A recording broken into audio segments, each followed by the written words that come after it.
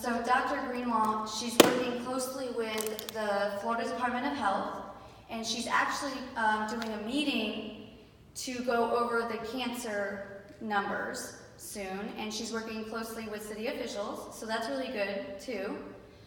Our message today is we want to hear from you guys. I know that you'll see our faces in the news and being loud and using our voices, and we have to do that to raise awareness. If it wasn't for using our voices and using social media, we wouldn't be where we're at today. I think we've gone a long way in just a few months of finding out about PFOA and PFOS. I don't think it's just one chemical, and we are doing comprehensive testing to see if there are other known cancer-causing chemicals along with the PFOA and PFOS. So we'll be getting those back in 2 weeks, and like I said, we're going to be transparent with those results, and we're going to release them. We'll put them up on the website. Speaking of the website, we're launching that this weekend, Florida Health Connection. And if you guys want to volunteer or help out in our cause, we're always open for any kind of suggestions. We want you to share what your thoughts are on this, your stories, if you have any theories. Share. We encourage that. So is there anybody that wants to share their story here today? I just have a question. The South Patrick Shores is in Satellite Beach. What is the county doing to help you guys? Well, we have, okay, so what Florida Health Connection does is we kind of deal with local government and the county, and even as far up as government, like Rick Scott. We wrote numerous emails. We have not heard a single thing back from Kurt Smith yet, and we have tried to call. We have not been able to get a hold of him. But we continue to try, and we'll keep continuing with the emails and the calls. It's important. So if you guys want him to know, write him an email, call him. Let him know this issue is important to you and he needs to step up for South Patrick Shores, 32937. We have a lot of hashtags. We say save 32937. It's just bringing awareness. We have to have more people unite. That's what this is about. We need more people to bring awareness, to speak up, to unite. This isn't just a cancer issue. This is a health crisis, an environmental and a health crisis. We have people with ALS that we need to recognize. We have people with autoimmune diseases, thyroid issues. So this isn't just about cancer. Today we want everyone to know that this is more than just a cancer issue. It's a health crisis. So we need to find answers on why there's such a high rate in the area. As you saw lately, dolphins tested positive for this chemical. So what does that mean for us? Is it in the river? We tested the river. I guess we'll get those test results back soon and see what the levels are.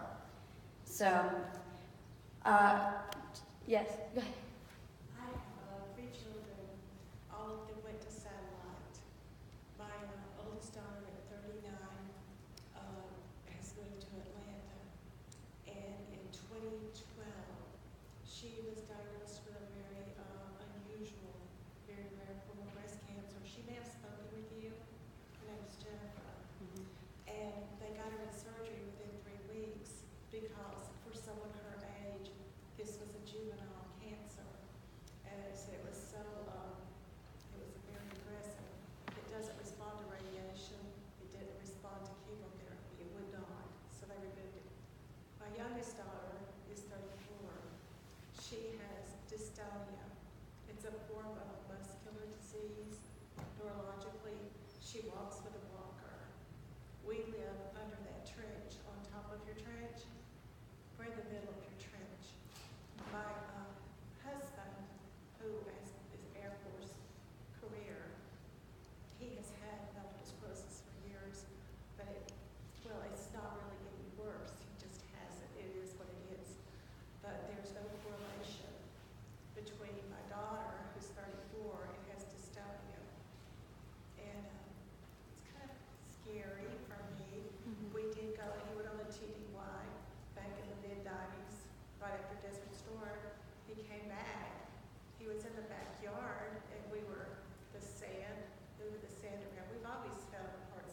He was in a sack, he was in a flying wing.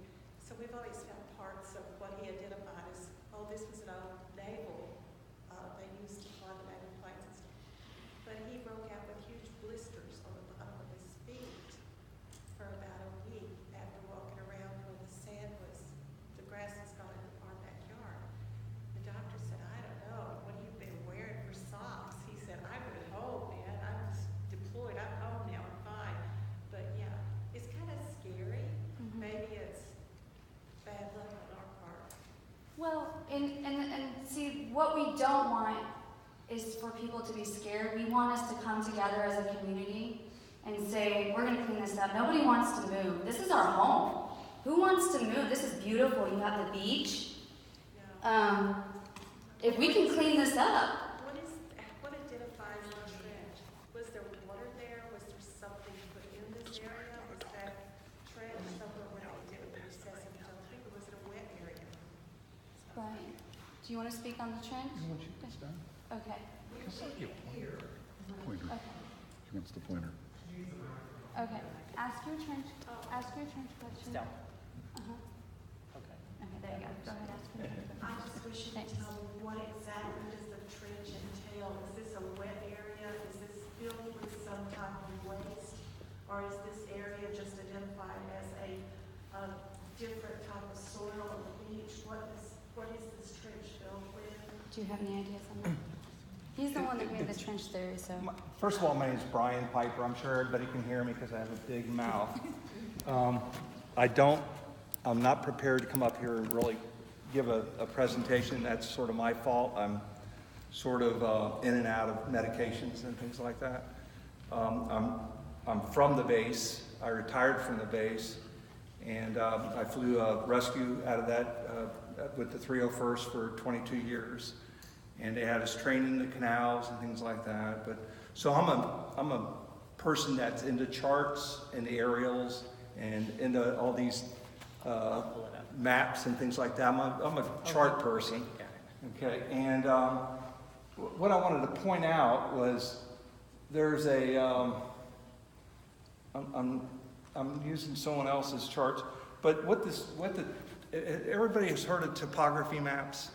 Okay, well, if you go to the Corps of Engineers, they have a set of charts that they're free online. Just go in and download them. They're dated, so you know exactly what happened when. And what I did was I got the 1943 photo.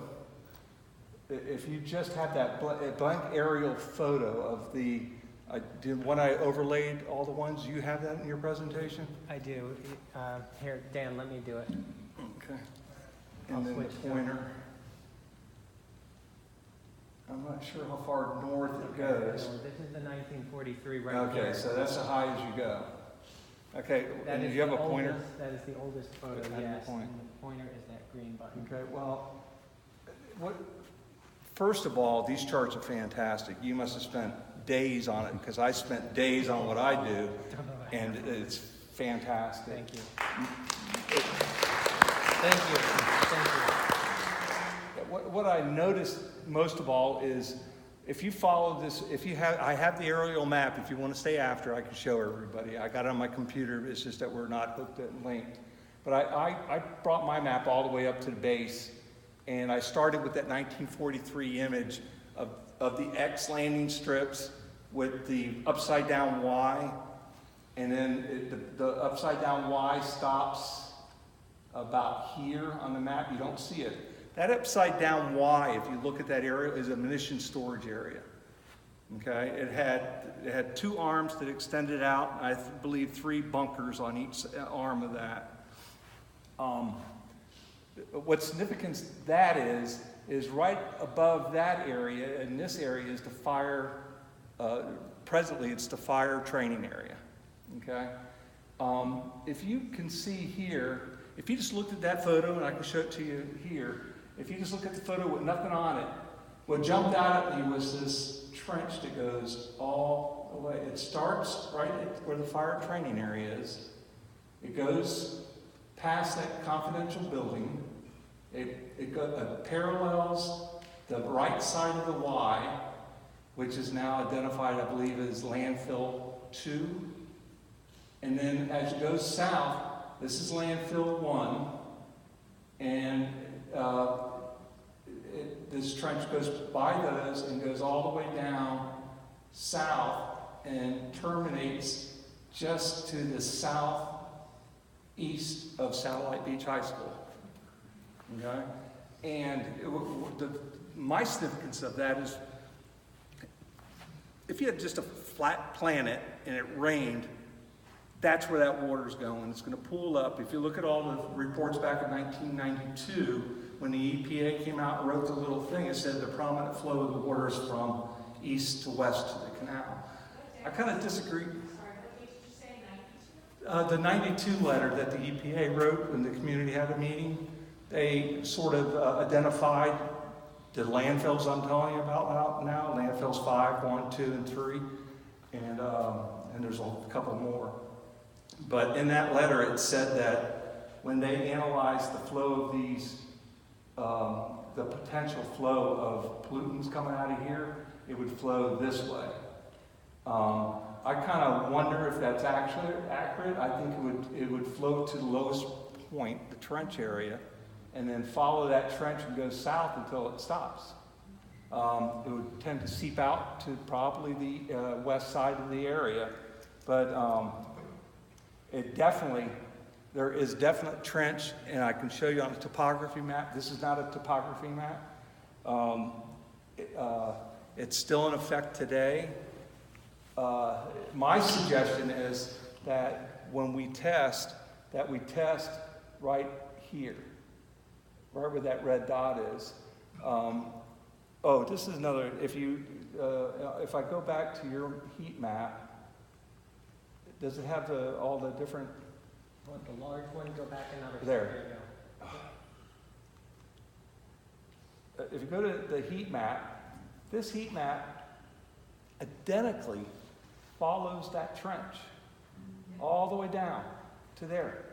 Okay? I've actually overlaid, you've probably seen it on Facebook, where I've taken and overlaid that upper portion of the heat map with the 1943 photo. And that upper hot spot there almost perfectly mirrors the outside of the 1943 Scorpion, as it's called. Now you probably wonder why there's no red and yellow here. Nobody lives there. It's empty. There's no one there right now. It's base. Right, nobody lives there. Okay? So I went out here and I took photographs, and when you go past the baseball field and you look over the field, you see that trench follow all the way through. I was asked if it was done afterwards when they were building the homes.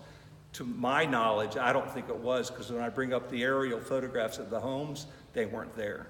They didn't affect. The high school, I think, is right about right in here. Yes. Right there. And this is where that one terminates.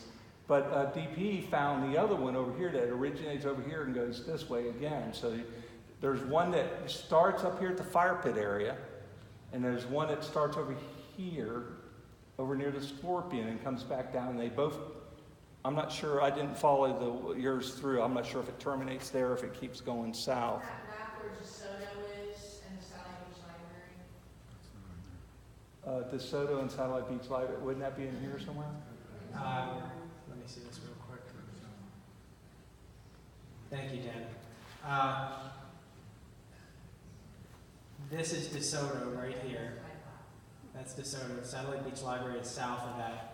This is Cassia right there. This is City Hall.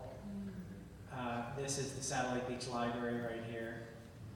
And the eastern trench does terminate. It actually goes right through the grounds where the high school buildings are right here.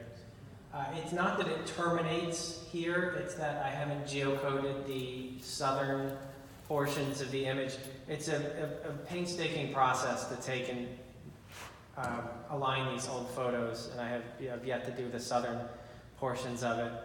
I will get to you in just one moment.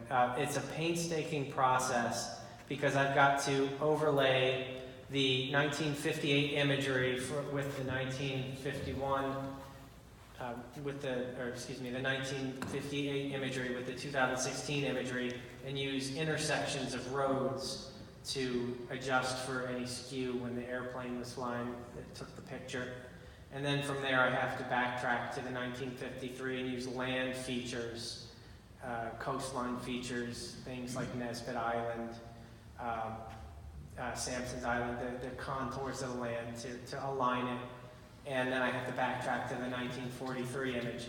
So it's a painstaking process, but it is something that I'm working on. I want to follow this trench as far south as it goes, because I do believe that it goes farther south than this.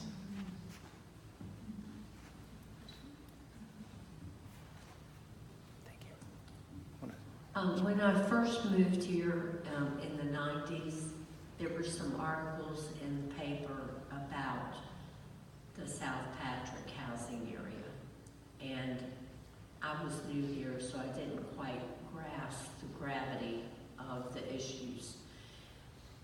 What I'd like to ask is the entire shoreline also affected past the Pineda Causeway and beyond, because Patrick actually owns property on A1A to pass those two houses on the beach? And has there been any thought or study about moving more northerly to see if at Jetty Park and some of that other government area where Cape Canaveral Air Force Station exists, and whether there's anything along the seacoast there? Right. One thing I'm waiting on is Cocoa Beach just recently did some new testing. They tested, I believe, 14 new sites, including, which surprisingly to me, they tested a satellite beach lift station. I'm waiting on results from those. I've got data points already entered into the map, and or not for this, I'm sorry. I've got data points from the previous testing. As soon as their new testing is done, I'm in contact with Cocoa Beach city officials, and they'll be sending me their GIS data, and it's going to be put right into the map and overlaid with all of the other testing results as well. To touch on your question about the groundwater flow and whether or not the beaches may be contaminated from this, I'm not exactly sure that they are, because we have a primary dune line right along the beaches. It's the primary dune is about 10 feet, 12 feet above sea level, and it slopes off. Okay, I see Brian's got his map pulling up here.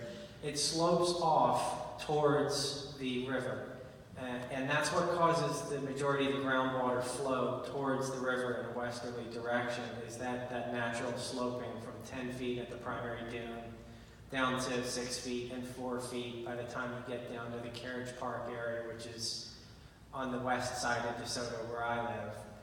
That natural sloping is what directs the groundwater. It flows. In one report I read from the 90s, I believe that Brian mentioned, the report indicates that the groundwater flows at 360 feet per day, which is a very swift groundwater current. So if the groundwater is moving that fast, and we still have test results that show 20, 30, 40 parts per million, or excuse me, parts per trillion of these PFAS contaminants by City Hall. That means that, I'm getting feedback here, that means that as the groundwater flows this quickly, something is replenishing these contaminants in the water. At 360 feet per day, the groundwater, the body of groundwater in our ground should have been completely washed out into the river and replenished by rainfall within just a few weeks. To find this level of contamination after hearing there's 360 feet per day of groundwater flow, it makes me think that there's something still there adding these contaminants to the ground, whether it be barrels of stuff at the dump site or an underground plume at the Air Force Base. We're not sure of that yet. The DoD report, the Patrick Air Force Base specific report that they released having to do with these AFFF releases, as Estelle mentioned, it was 4.3 million parts per trillion. I know everybody wants to, because the media is talking about parts per trillion, everybody wants to hear a number in parts per trillion. So I'm gonna tell it like that. I'm gonna put it out in that format. 4.3 million parts per trillion is a lot. We're talking about 40 and 50 in our groundwater, and up at Patrick Air Force Base, they have a location where they tested 4.3 million parts per trillion in their groundwater. So it could be seeping down from the groundwater in Patrick Air Force Base. It could be buried barrels of stuff, but we have to, combination. It could very well be a lot of things. We got to rule things out until we find what's causing this and fix it. A part of ruling that out is testing all of Bavard, and that's our next step. Is we're going to test Cocoa Beach ourselves. We're going to do independent testing in Titusville, Mims, Rockledge, to compare all of the data. So that's something that we're planning on doing. Have you considered, I know this would cause more work, but of all of the identified cases of illnesses in this area, doing an overlay map of where they lived in the area and how long they lived there? Whether they're there now or not makes no difference, but if they are diagnosed with anything, where they lived in the satellite beach area, and do an overlay lab, and that would put a concentration flow in. That is basically what we've got here. This is not all illnesses, just all the different types of cancer. And that's one of the things about crowdsourcing. It's difficult to, like you said, nail down and address at the time of diagnosis. This is one thing that we've been meticulous about, is address at time of diagnosis, year of diagnosis. Unfortunately, age is one of the things that we haven't been able to break down quite. We haven't been able to break it down into age groups yet, but on our new website, I'm going to be designing a form to fill out where it will validate data entered by people to make sure that they've entered an appropriate address, that they didn't leave any fields blank, that they've left good contact information in case we need to clarify anything. Yes, are there any media representatives here? Anybody from the media? Okay. Who are you with, sir? Florida Today. Florida Today. Okay, one media representative. The reason I ask is because you talked about getting the information out. This is an extremely important follow-up to the last meeting, which was quite recent, 2 weeks ago. It just seems to me there would be more media representation here because it is such an important issue, and the information coming out here really amplifies what was and adds to what was said before. So it seems to me odd that there's not more media here reporting on this. I think they're waiting for Aaron Brockovich, to be honest with you. I honestly, yeah, they should be here because we've worked extremely hard on this and we've collected a lot of data. This has been 20 hours a day work, sometimes no sleep at all. We're at it 24/7. We go to bed, we're all like 3 o'clock in the morning, let's take an hour. We're gonna lay down and I'll meet you back at 5 a.m. That's the work we're doing right now as far as this whole entire case goes. I was up until 3 o'clock in the morning working on those maps. And that's why we really need your help. And I wanted to bring it back to when we were talking about the sign-up, okay? Now, I told you the numbers of people that I know personally. All right, I went back and I tried to compare with Stella on some of these names that I know for a fact should be on that list. More than 75% of them are not on the list. They know me, they trust me, but now it's not a good time for them to get involved with this. Or they're busy. And the thing is people don't realize that it takes less than 3 minutes to fill out this survey, okay? We're not publishing your names. We're not trying to, I know a lot of people, I was extremely sensitive about my cancer when I was first diagnosed. I didn't want people to treat me differently. I didn't want anybody to know. Okay, so I understand how a lot of people are shy about that. So please, I encourage all of you, if you know people, tell them it's a very simple form. Just go in there, put as much information as you can, but it's like 5 questions. It's really not a lot of things. There's no commitment. Nobody's going to be, calling you, asking you to get up and speak and all of that kind of stuff, unless it's something you want to get involved in. I think people are afraid of the commitment that comes along with it, or, like I said, their names going to be pushed in the newspaper or something like that. That's not the case here. We just need to know the facts, and there's power in numbers. And the more information we know, the more we can do things about it. Absolutely, the data helps me paint a bigger picture. I'm going to have Brian wants to illustrate his map up here. If you're interested, do you want to see it? Yes. What this is the topography map that we downloaded. And if you blow up into this section here, this is the base. I just want to show you the start.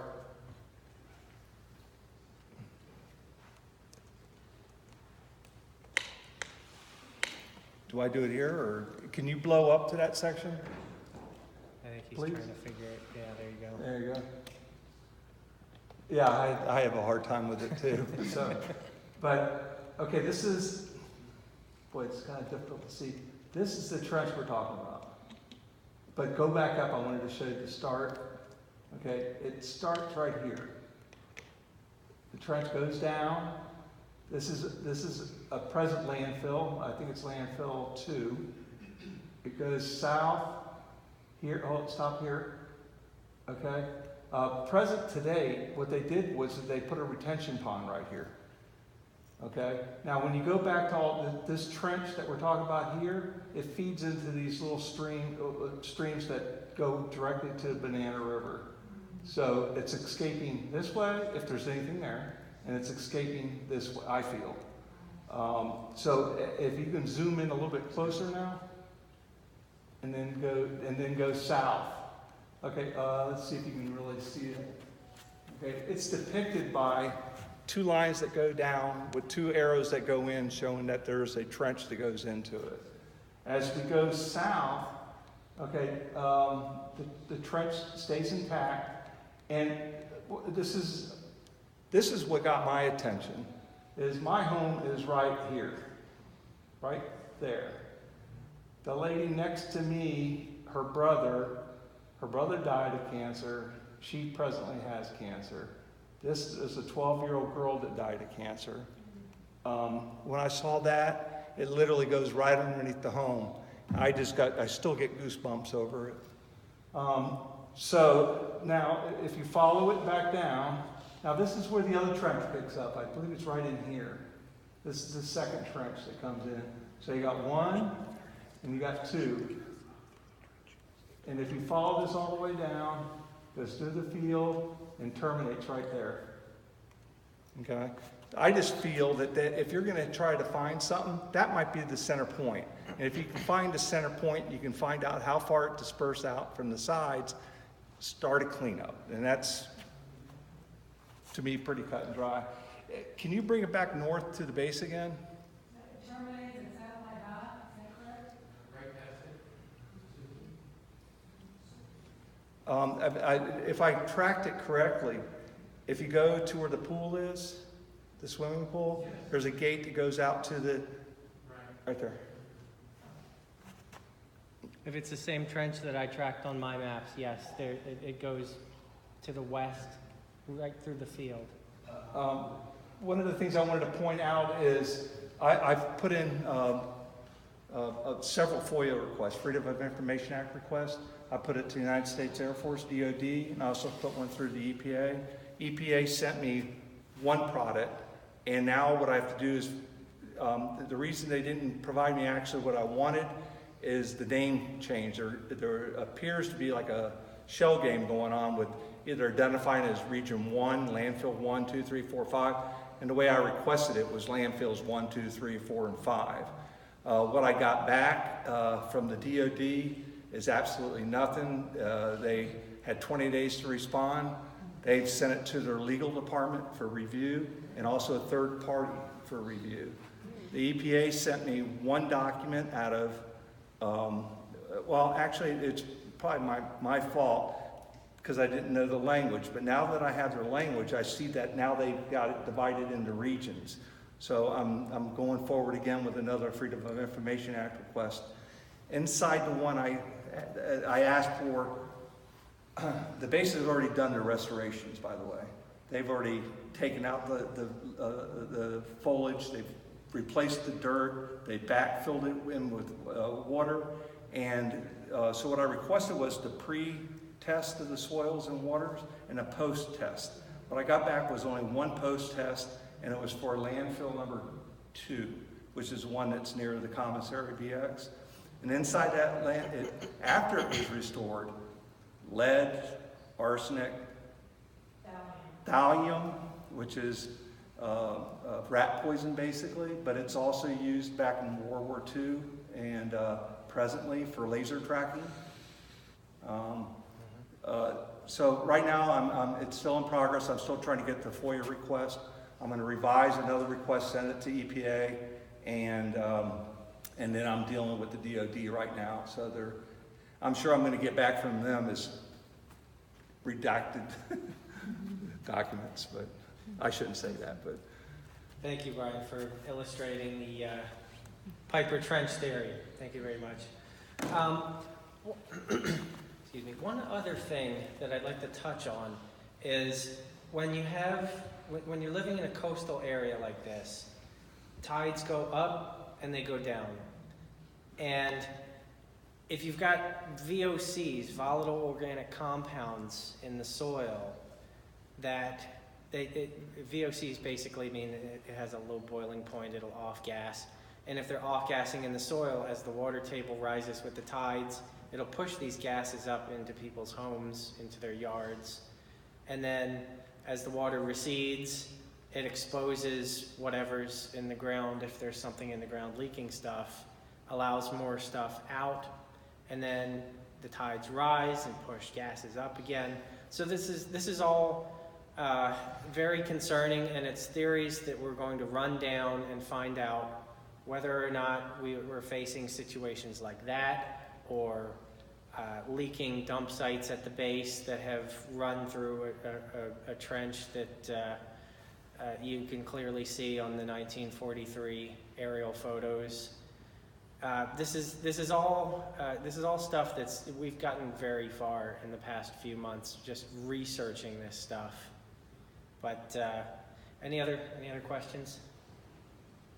Yeah, what was the purpose of this trench? Is it man-made or? No, it appears to be a natural trench. Both of them actually appear to be natural gouges in the land. There are other cuts in the land that look like they were used for driving vehicles through at one point, but you can tell the difference because those are straight, they're linear in nature. And both of these, they kind of meander. If you zoom in, you can see that they meander.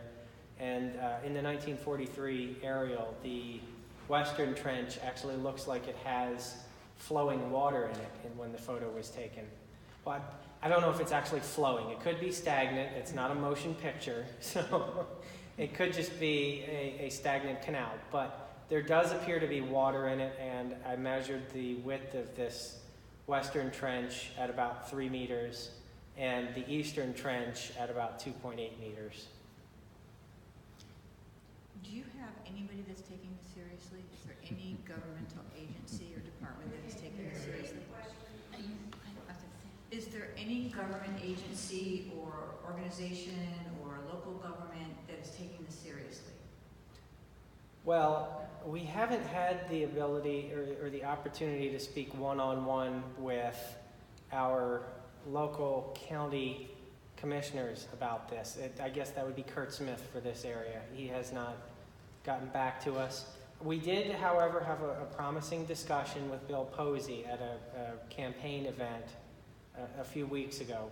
He seems interested, but we need to reach out to our local officials as well. Cocoa Beach actually was really receptive of us as well. Oh yes, yeah. Absolutely. Cocoa Beach, they have been forthcoming with information. They've been friendly.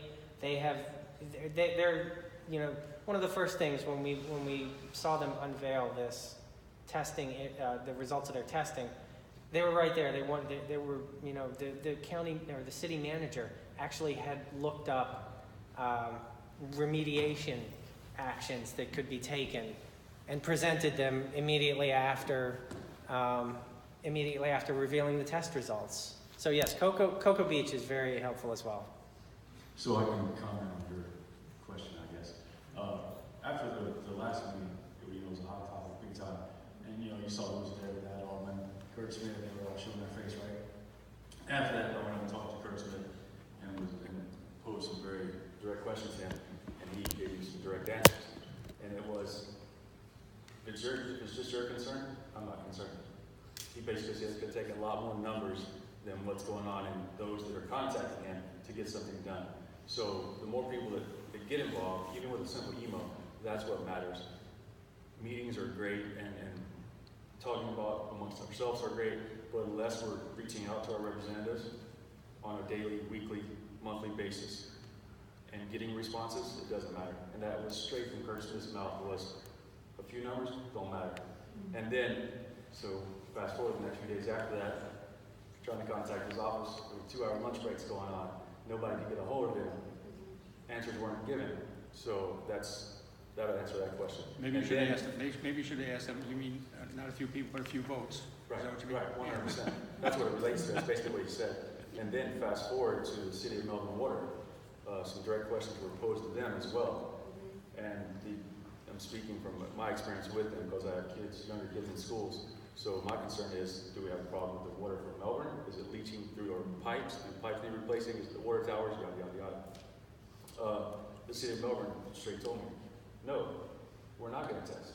We're not going to test at the meters. We're not going to test. We don't accept the tests that are being done. And we're not going to do anything. So more people get involved. Now they're testing only at their site in Melbourne. They're not retesting at the schools. They're not, and you're getting limited support from the Brevard County Public School System.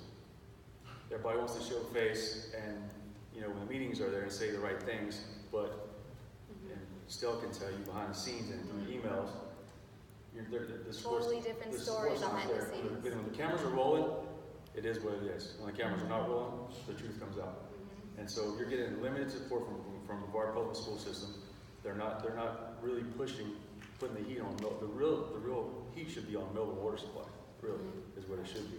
With the tower at the high school, with the pipes at all our schools, with the pipes feeding, because we're at the end of the line. And that's what you got to realize too, is the base is actually fed from Cocoa Beach water, or from Cocoa water, not Melbourne. So this end is at the end of the Melbourne water line. So, and if you do your history on the Melbourne, you know, it used to be the second worst water in the state of Florida. Yeah. And so that's the true support is not there.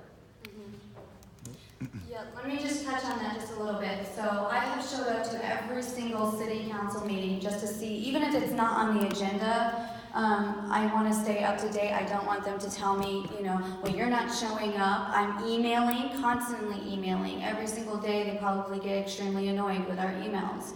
But we want to continue communication with them, contact with them. I haven't only gone to the City of Satellite Beach City Council meetings, but I started going to surroundings. So I went to Melbourne, I went to Cocoa Beach.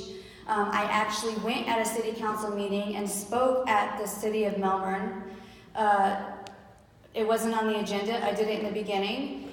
I begged them, I said, we need to do comprehensive testing. If you're not the issue, rule yourself out. I asked them, I said, rule yourself out. We want you to test. And I don't think they were expecting that. Yeah, No. I followed her immediately after she spoke at the council meeting. And I encouraged them to test things like their plant influent as well as the plant effluent. Compare what water is going in to the water that's going out. Test things like if this is in a river, they need to take water samples from the water system before it crosses 192 and then after, compare those two results. This is all, you know, we don't think that if there's a problem, we got to rule it out. We're not trying to, you know, We're say erring that- on the side of Yes. caution. We're not trying to say that the water's not safe to drink or anything. We want to rule that one out. The theory about the liner in the water tower, we really want to rule that one out as well. I've been waiting for the past couple of weeks for information from the Melbourne city engineer on the infrastructure.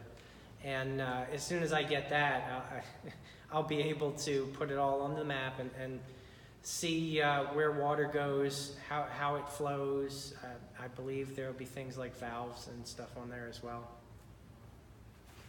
Don't they have a master plan that has all that? Yes, I spoke to the Melbourne city engineer and asked her to email me the GIS documents for that, and that was 2 weeks ago. Have you gotten much response from any of the articles that have been in the newspaper? Like, did people call you up and say, oh my God, Yes. I lived there. Oh, yes. you Yes. know, here's my name. Yes.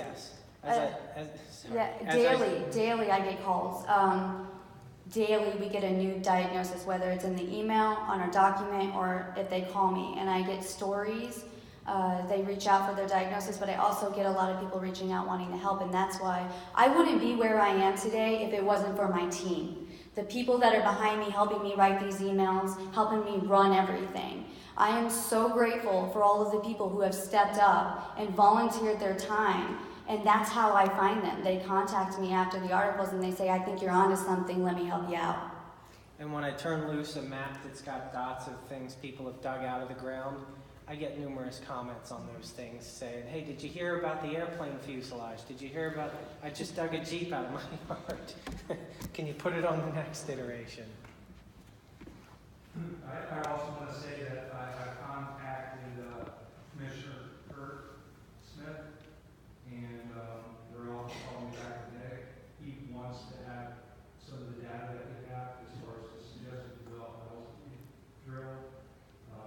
He wants me to email them to him, and he's going to set up a conference call to talk to him. Great, and if he wants any of our data to look over, let him know and we will email him that. Absolutely. Especially the heat map, I mean, that's, to me, that's pretty. Posted publicly. For the presentation. All of that stuff is posted publicly as well as on our Facebook groups. So he should be able to access it, download it, look over it, and if he needs high resolution images, he can reach out to me. Do you know what the cost was to have those wells drilled? In Satellite Beach, the city council voted retroactively to fund $9,000. For each well? No, for the entire project, drilling 3 wells, sampling, and I don't know that they did it per well. I believe it was $9,000 for the whole project. Yeah. I just want to offer my support and my communication as the environmental programs coordinator for the city of Satellite Beach. I'd like it if you guys would call me and keep me in the loop on these things. And I haven't gotten a phone call yet, but any of your GIS layers, any of your proposed sites, testing sites, chemicals of concern, that would go great to help us with our coordination with the county. The city is coordinating with the county for additional testing, as you probably know. And again, please give me a call. I'm only across the street. Again, my name is Nick Sanzone. I'm the environmental programs coordinator. And you can email me. Okay. Are you on the website? I'm on the website. Great. Go to sustainability. Okay. I'm on pretty much every sustainability page with my email. Okay, great. Thank you. Yeah. Thank you for Thank you. being We here. will definitely reach out to you. Yes, for sure.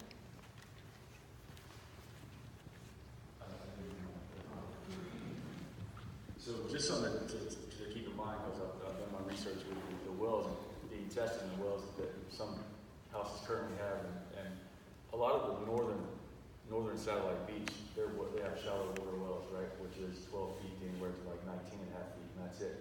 And as the further you go down in Satellite Beach, their wells are deep water wells, 150 foot going down to 300 feet deep. And that might be something that because it matches up with your maps. Big time. And just to get everybody updated about the Melbourne water testing, the city of Melbourne, that is, they redid the test for their plan, and they're using the same company that the schools use, so they could verify off the same data. And that test was done, I believe, August 20th, and they're looking. I got an email back today, and they're looking probably another 21 days from the 20th, so to get the results back from the port of exit from the water supply. That's good. I will follow up with the city engineer and request those results once they come in. Well, so all the well permits go through St. John's Water Management. Brevard County does not keep permits on wells. So all the wells and all the data, prior, it was in the late 90s, I think, when they started really keeping up the permits. But you could go and look and see the depth for our area, for all the wells. And I did the research all in a day. And like I said, a lot of the northern part has shallow water wells in their homes and their sprinkler systems versus south. Right, and that's an interesting data point to have as well, the comparison between shallow versus deep, Yep. because there's a coquina shelf that separates the shallow aquifer, the superficial aquifer, from the deeper Floridan aquifer. And that's one thing that we're including in our independent testing, is a differentiation between the two, so that we can compare results from the surface with results from the deep.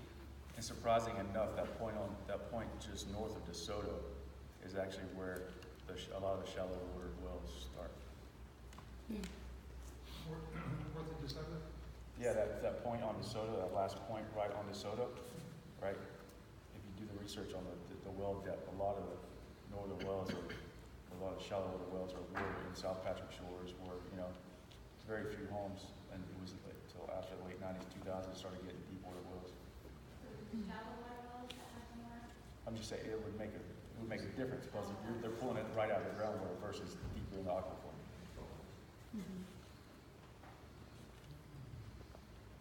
And those are separated by coquina.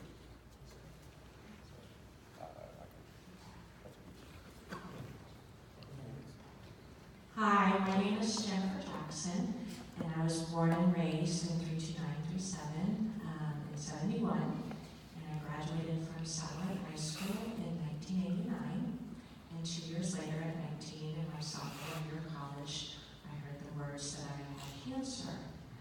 And I was certainly not expecting that, coming home from college for Christmas, that I was going to find that out. It was very shocking to me and my family. And I know that while I was, as I've said, puking in my bucket after chemo treatments, and my friends were off in college, the reports from Florida Today were coming out about questioning about a cancer cluster in our area, and they were focused on the Hodgkin's and the lymphoma diagnoses. My cancer is under 1% of all cancers, and there is no genetic component in my family lineage, and there wouldn't be traditionally with this cancer anyway.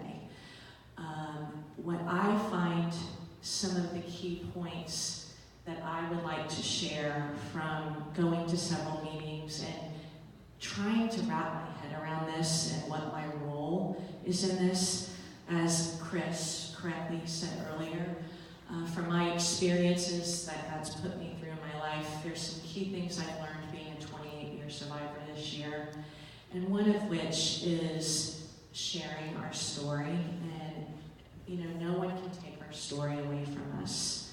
And I stand in my truth and say that when I was diagnosed, I was told I'm getting a degree now to save my life. So I took a year off of college, and I made a pact with God, and I said, hey, I've had a great 19 years of life. If I'm meant to go, then I'm grateful for the 19 years I've had on earth. But if I survive this, you've got a plan and purpose for me in my life to be walking this earth still here and celebrating however many more birthdays I'm meant to celebrate. And I do not want to live my life in vain for all of those people that haven't survived or are sick and suffering now as a result of what they've gone through. And sharing our story is important, because another key piece of that is the relationships we have. And some words that are popping in my head are that and grassroots marketing.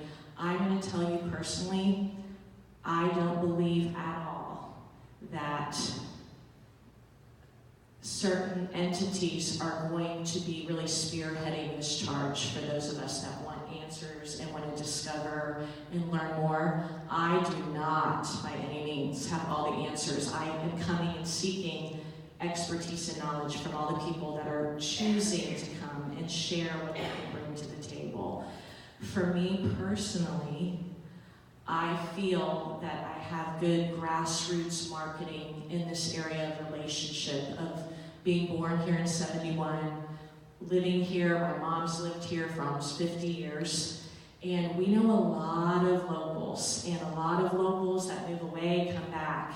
And what I have personally discovered, and what I want to share tonight with the relationship, with the sharing the story, with the grassroots marketing and showing up, is that I have found that I'm, stepping out in faith, not fear, but when I post education of things that I'm still learning and understanding on Facebook, I may not see that thumbs up and I may not see that like, but boy, when I'm walking in our local area or seeing people at the school or seeing people at the supermarket or seeing people wherever I go out to vote, everywhere I go out in public, people are coming up to me and saying something. So that tells me they're watching, they're seeing. They may not feel comfortable coming to a meeting and showing their face. They may not feel comfortable saying like on Facebook, or I'm angry on Facebook, or commenting on Facebook.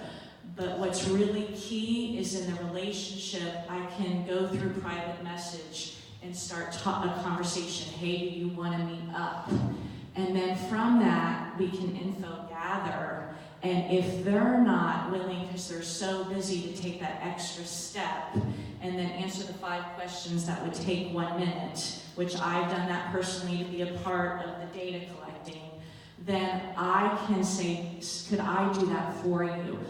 It'll take 2 minutes over the phone. And then would you mind if I enter it and give it so we can get that data collected? Because I'm a wellness educator as part of my background as a survivor. And what I do know is scientific evidence and collecting data becomes key in order to be able to have credibility when you're talking to experts and people that come along and be a part of the change we want to see in our world.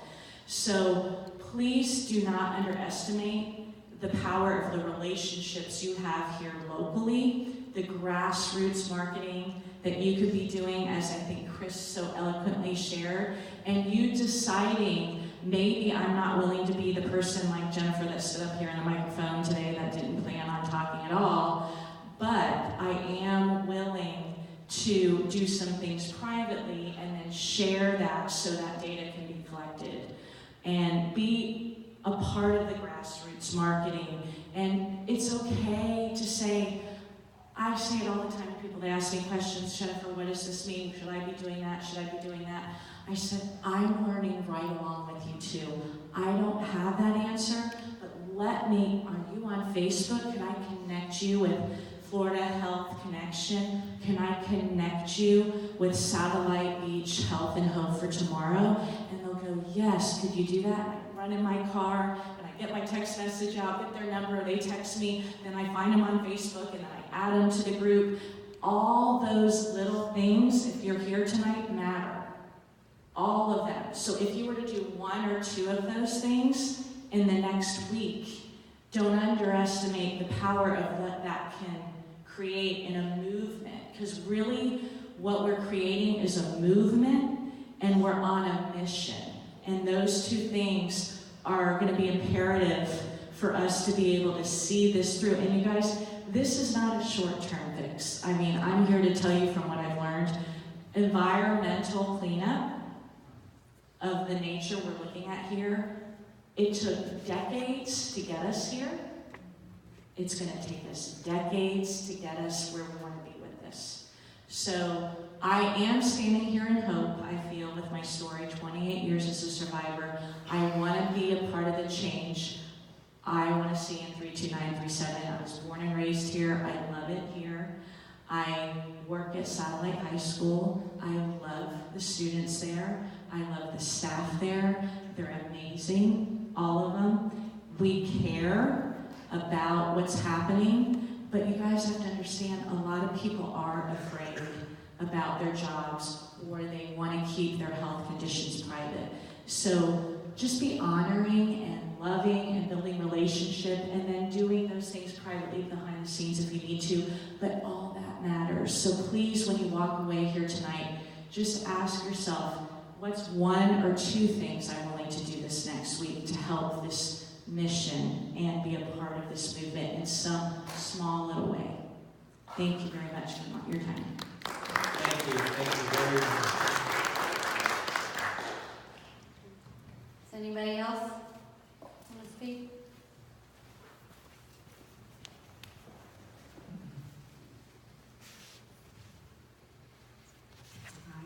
I'm Peg, and I'm 20, and we live almost right across the school from Dolores, so we have vested interest in this.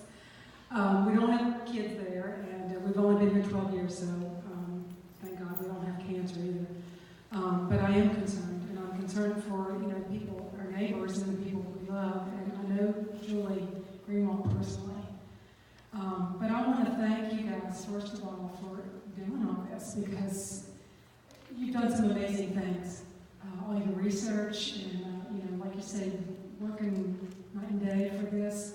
I'm really sad there's not more people here. I really thought we were going to have the place packed out. I told a lot of people, but anyway, but I think we owe you guys a hand at the very least.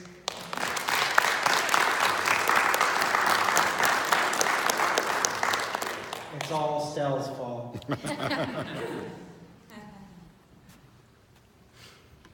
So is there anybody else that wants to speak in? How many cases did you end up receiving as far as confirmed diagnoses? And has anybody else from Patrick Air Force Base come forward, or am I the only one? Okay, Patrick Air Force Base, we haven't had anybody. We had Shark One make some statements. I kind of joke because I say I'm Red Snapper One, but because it's a military thing. But yeah, so he has made some statements online.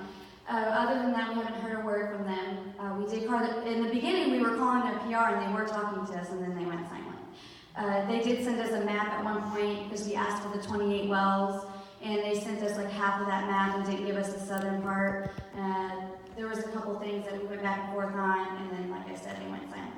As far as the cases, off the top of my head, we were doing them by decade, as you know. So we started in 1960s, 70s, 80s, 90s, 2000s, and 2010. Do you have anything off the top of your head? I think 140 something for the last decade. We can break them down, but we'll put the maps.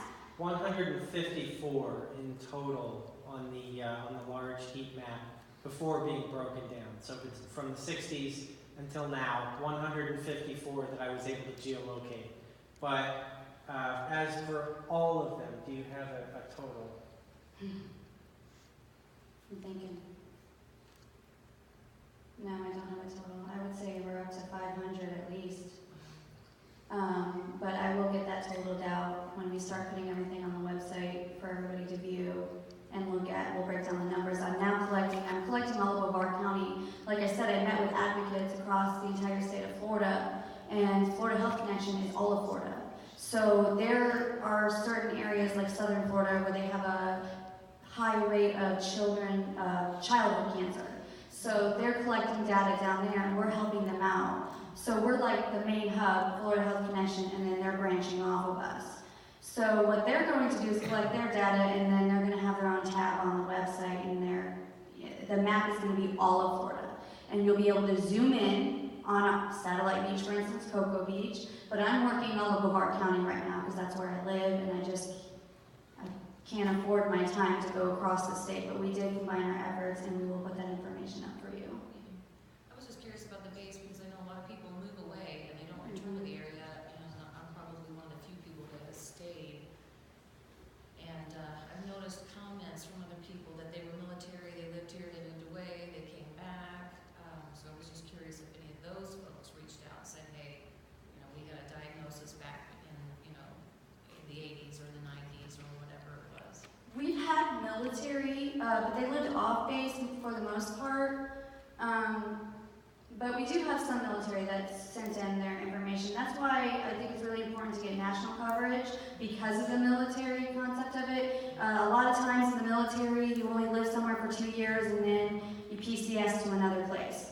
So that's why we need national coverage, because somebody could be out in Alaska, Hawaii, California, and they could have lived here and been diagnosed, and it would be really interesting to get all of that data as well. There were a few cases that came in from the old base housing area that I was able to add. South housing? Yeah, the area where they bulldozed. Right. Yeah. I just have one other question. So I got here a half hour late. I'm sorry for that. So I probably missed a lot of key information, but I was just wondering, I saw in some of the news articles that Erin Brockovich is coming down. So what is she going to be doing when she gets here in support of all of this? So some of the things I've been discussing with her colleagues, we've been doing a lot of conference calls, and we've been discussing testing and different ideas of what they think is going on, and kind of going over our data, asking him to send his maps, of course. And when they come here, I think it's going to be like boom, boom, boom. They're coming here to do testing, do business, get down to business. I don't think there's going to be a major show where she shows up, and I mean, I could be wrong, but they seem like they want to get here and get to work. And they want to do the testing so they can get the data, and they've reached out to people up in, was it Tallahassee or Jacksonville? Tallahassee, that's the law, or the political center of Florida. So yeah, they reached out already up there for us to get us connected. They're just trying to connect us with as many resources, and that's what I have been asking for, and we're finally receiving those. So we're really excited for the next steps, so we do get more data, because like Jennifer said here, we can't just say, there's cancer, you know? We have to have, you know, information and details and scientific data to back that up, and we're trying our hardest to get all of that in place and organize it so that we want to be taken seriously. We don't want to just say, this is going on and this is going on, and not have anything to back it up. Exactly. We're a team of volunteers brought together by our very own Red Snapper One here. And each one of us has an area that we're good at. For me, it's good with computers. I build maps. I bring data in. I crunch it down. So to be able to get this far in just a few months with a team of volunteers, we couldn't ask for anything better. Yeah. I mean, I started this 4 years ago, and in just the past few months, just this area alone, I mean, I've been collecting data all around Brevard County. And a lot of people ask me, have you seen anything in other areas? Like, what's some other hot spots, you know? And I'm like, well, I'm not going to get into that, because we're focused on this area right now, and then we need to do testing in the other areas, and then start focusing on collecting data. There's I guess a method to my madness. I'm extremely organized, so yeah, that's one reason why I think we're such a success, is because of that.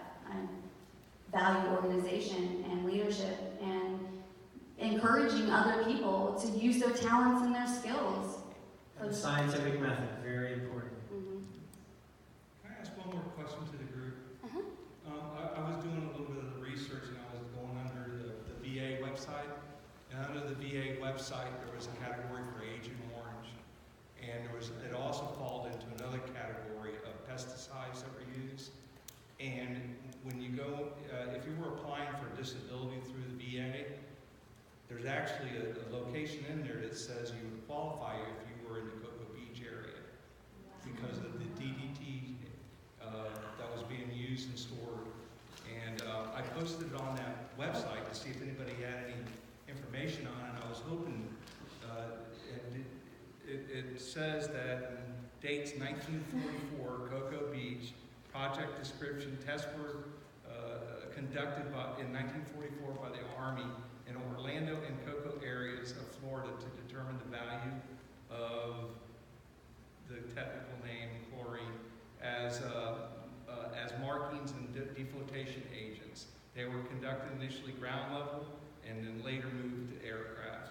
And I just put a quick blob in it, but it was dated 1944, and then my understanding is they used that chemical to get rid of the vegetation. Right, Agent Orange, default, It it's wasn't a the default, same, yeah. it's another that was used in 44. So this was. And I'm wondering if they could have used it to get, I'm thinking, just brainstorming. Yeah, absolutely, Where that's. we're at, is thinking. Exactly, If this is anybody has any exactly. information on that, I'm gonna do more research on it as well. Please do. Not that they were talking about DDT. Well, I'll give you the technical. See, we encourage you guys to all do your research, to look up information. You don't have to be a part of Florida Health Connection to go off and do your own research. We just like doing it together as a team because we feel like we've gotten so much further with a team. Hi. Peg mentioned that we live right on Jackson, right across from the high school. And I had volunteered my deep water well, which is 300 some feet for testing, and the shallow well next door, and City Hall decided they weren't going to use that, they were going to dig wells. I'd be willing to pay for that on my own, if I could get a little guidance on who to go to and what to ask for. Are you wanting just PFOA and PFOS?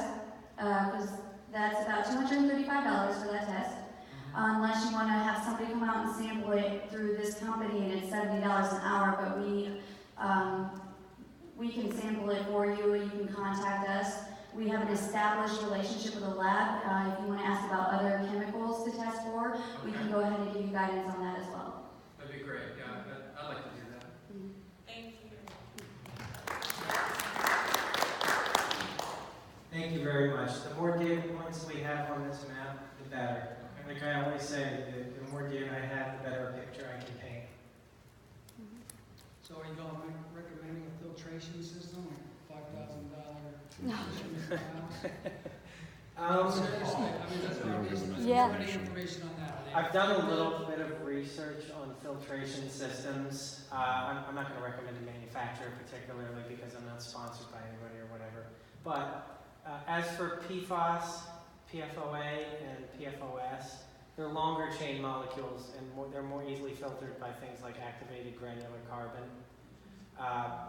RO, it works also, reverse osmosis, but when you get into the shorter chain molecules like PFBA and the other, where it doesn't have as many fluorines on the atom or on the molecule, it tends to go through the RO systems. So RO is not as good for the shorter molecules like PFBA, but granular activated carbon can filter PFBA. It's just not as good at it. You need more of it.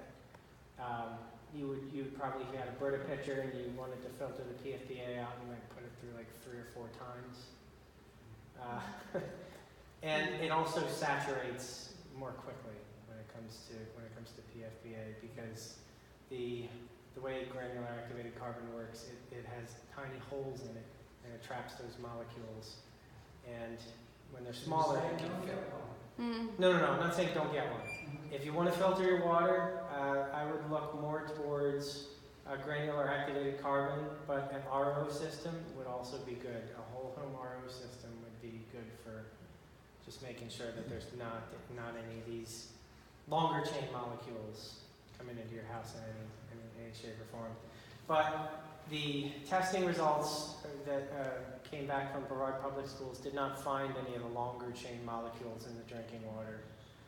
The PFOA and the PFOS were not in the drinking water at all. The only result that was on that test was PFBA, one of the shorter ones. And as I said before, they all came in under the ATSDR standard, except for one location, which was Satellite High. Hi, I'm Carrie. I was just wanting to share and encourage you guys and thank you for all that you're doing here. I am originally from Connecticut and I actually got environmentally sick in Connecticut. And there was a cancer cluster there as well. And everyone at the hospital that my mom and I both worked at ended up getting cancer. Mostly hormonal cancers like what we're seeing here in this area. And my mom and I think 2 other people are the only survivors out of the entire group of respiratory therapists, nurses, doctors that have gotten prostate, breast, ovarian, thyroid, lymphoma, all these different things. And so I just wanted to encourage you guys that environmental toxins and volatile organic compounds and chemicals that we are exposed to are a huge root cause of illnesses and cancers. And when you get toxin overload, our bodies, I like to think of it as a bucket. So when we're exposed continuously to different things, whether it be through our skin or ingesting it or inhaling it makes, there's a bucket that our bodies, and it keeps filling up more and more and more, and once it overflows, that's when toxin overload happens, and that's when illnesses come on, that's when cancer comes on, that's when autoimmune diseases come on. And so I just wanted to, thank you guys and share that, and also I wanted to share that on top of the hospital and the cancer cluster there, my family and I also got sick from a fire and then toxic mold. And that's, again, environmental toxins and chemicals and xenoestrogens from toxic mold. And so I actually came here to Florida to recover and detox and get better. And I've lived here for 2.5 years now. And I was shocked when I read that article in March, and I was just like,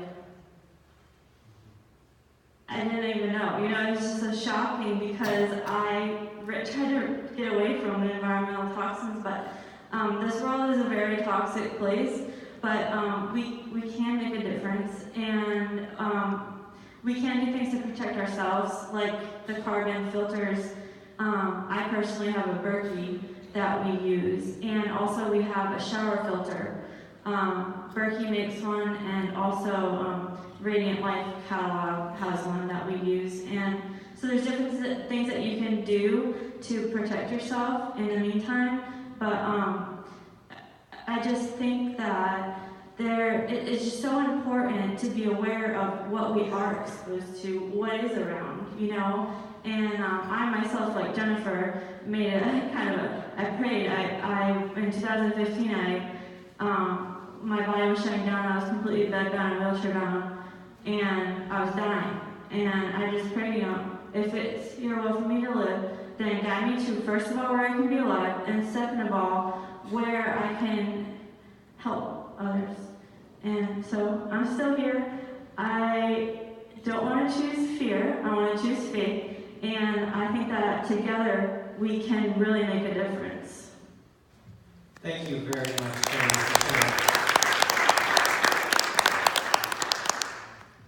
I'm sorry that you had to go through that, and thank you for telling us your story. We're definitely not going to quit pushing for answers here.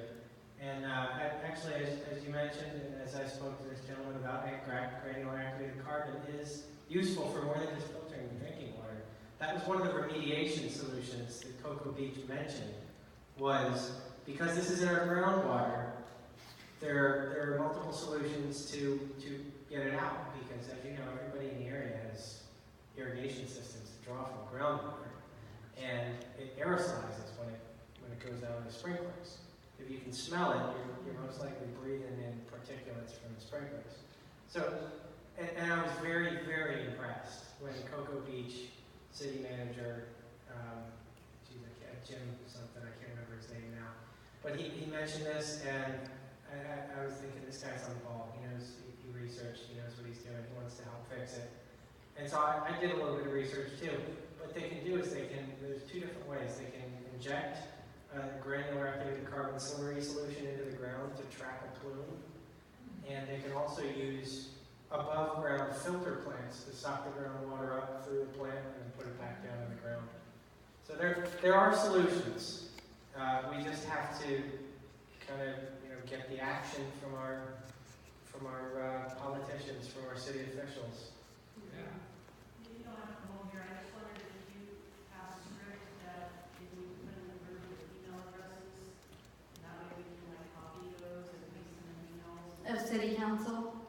Whoever we need to. Yes, I will put that. Yeah, we'll Yes. collect the email And the addresses. Satellite Beach Health and Hope, is everybody a part of that? I can put it in there, for sure.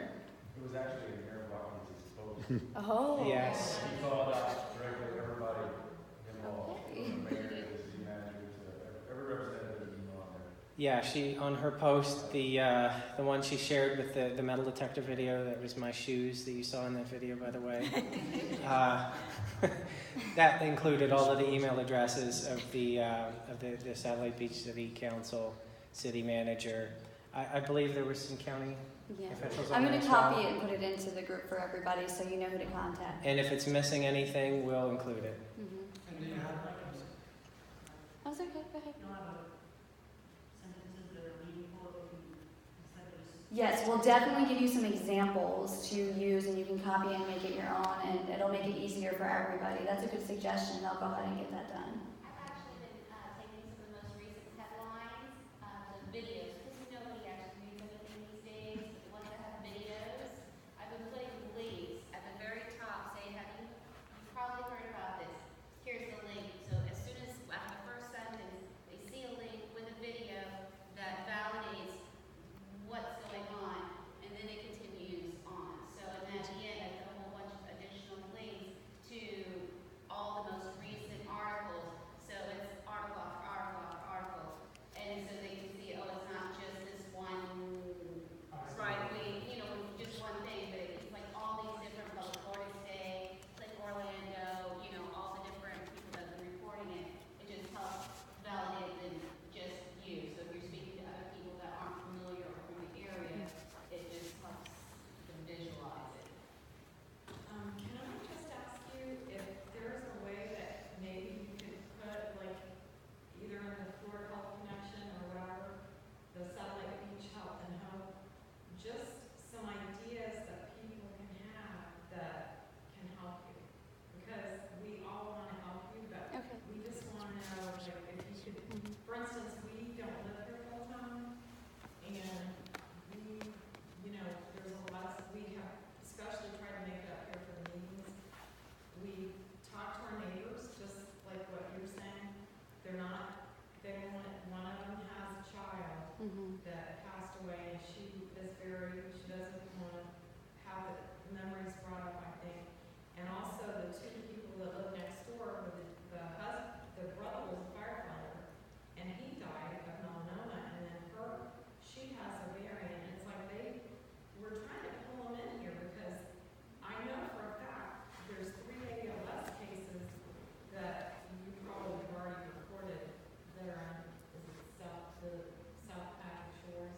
We've got quite a few. But there's so many, and Julie needed for a document 3 cases of Hodgkin's, and they're out there. They are. It's just they're not contacting me. And that's why I went door to What door. we can do. Right, and I need to get back out and do it again, but I spent almost 2 weeks going door to door, and I found a lot more diagnoses that way. Uh-huh. Are there funds that you have available that So, would be, so you can do a mail out to these homes? Yes, speaking of funds, so we're launching the campaign, you saw it, it's called Fight for Zero. We opened up a group, it's gonna be Fight for Zero Bavard. And we're gonna start, we're doing a nonprofit organization, and we're gonna start doing campaigning, fundraising with that campaign that we're gonna launch. And all of that money is gonna go towards what you just said, testing, the blood test, it's gonna cover all of that. But you can also go to the property appraiser's office and actually do a mail out. I mean, I have a printing company, I'll be glad to print it. I mean, that's, Yeah, that would be helpful. if you have postage to get it out for them, it's. I find, like what you were saying, Stella, about I really think that personal relationship and using your network and your network and your network and network, that's how we get this momentum and movement and mission going, So don't ever underestimate the power of that. You using your resource to print and me making a hand delivery. Some people like the old school. Some people don't want Facebook. They want a personal. So I think all that matters. Check this on ads. If you think of that whole game, 7 steps tips to take out the bacon, everybody's connected somehow. I mean, I was down in South Florida, and someone I'd known for 3 years approached me, and no idea that they were from the area. But she was affected as well, and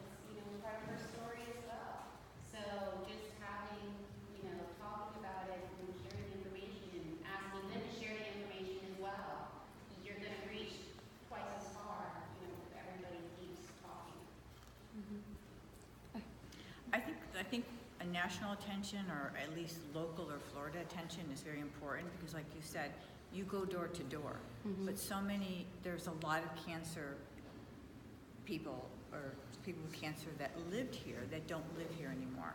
Right. And my niece and my sister are one. Wow. They lived on South Patrick Boulevard near the base. They don't live here now, but she just got cancer and she's in her 30s. She has Hodgkin's lymphoma. Oh, wow. So that's, you know, if she didn't see that in the newspaper, she would not know what's going on. And that's another 2 cases that you wouldn't have record of. Exactly. That's one reason we're doing crowdsourcing is it's going to catch attention on social media. It's caught the traditional media's eye as well. And if we continue this with our Fight for Zero campaign, it's going to continue to catch media's eye, and we will hopefully get that national coverage. Because like you said, there are people who have moved out of the area, and if it wasn't for word of mouth, they never would have heard what we're doing. Okay, so I'm gonna wrap it up. I want to thank everybody for coming here. For me, it's quantity over quality, and I think if this is important enough, you came here. I hope that. Say that backwards. I said that quality over quantity. I'm sorry. I'm getting tired. Goodness gracious, Matt. I just want to say you guys have a tremendous amount of support in the community, and it has been an incredible disappointment to watch our government let you guys down on what you're trying to do. Don't give up. What you're doing is important, and it's going to succeed in cleaning things up and taking care of people that hurt. Thank you, Matt. We appreciate that. Thank you. Thank you. Thank you. Your support means a lot. Okay. You guys.